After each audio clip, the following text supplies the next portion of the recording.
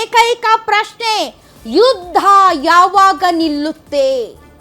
ಇರಾನ್ನ ಆಕಾಶದಲ್ಲಿ ಸ್ಫೋಟಿಸ್ತಾ ಇರುವ ಬಾಂಬ್ಗಳ ಧೂಳು ನಮ್ಮ ಬಡವನ ಕಣ್ಣಲ್ಲಿ ನೀರು ತರಿಸ್ತಾ ಇದೆ. ಇವತ್ತು ಭಾರತದಲ್ಲಿ ಹೆಣ್ಮಕ್ಳು ಬೆಳಗ್ಗೆ ಎದ್ದ ತಕ್ಷಣ ಮನೆ ಬಾಗಿಲು ಕಸ ಹೊಡೆದು ರಂಗೋಲಿ ಹಾಕ್ತಿಲ್ಲ. ಗಂಡು ಮಕ್ಕಳು ಬೆಳಗ್ಗೆದ್ದು ಪೇಪರ್ಸ್ ಓದಿ ಹೆಡ್ಲೈನ್ಸಲ್ಲಿ ಏನಿದೆ ಅಂತ ತಿಳ್ಕೊತಾ ಇಲ್ಲ.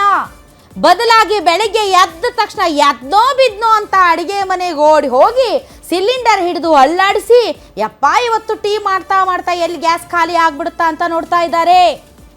932 ರೂಪಾಯಿಗೆ ಸಿಗಬೇಕಾಗಿರೋ ಸಿಲಿಂಡರು ಬ್ಲ್ಯಾಕಲ್ಲಿ 2000 ರೂಪಾಯಿಗೆ ಸಿಗ್ತಾ ಇದೆ.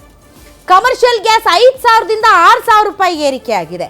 ಬೀದಿ ಬದಿ ಕಾಕಾ ಅಂಗಡಿ ಆಫ್ ಟೀ ಕುಡಿದ ತಕ್ಷಣ ಬಾಯೆಲ್ಲ ಕಹಿ ಆಗಕ್ಕೆ ಸಕ್ಕರೆ ಕಡಿಮೆ ಹಾಕಿದ್ದಾರೆ ಅಂತ ಅಲ್ಲ, ರೇಟ್ ಜಾಸ್ತಿ ಆಗಿದೆ.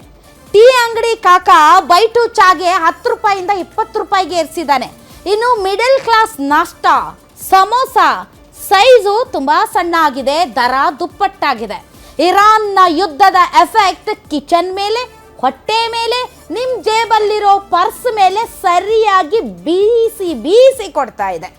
ಇಂಡಕ್ಷನ್ ಸ್ಟವ್ ಶಾಕ್ ಮೇಲೆ ಶಾಕ್ ಹೊಡಿತಾ ಇದೆ, ಆದರೆ ರೇಟ್ ಜಾಸ್ತಿ ಆಗಿದೆ.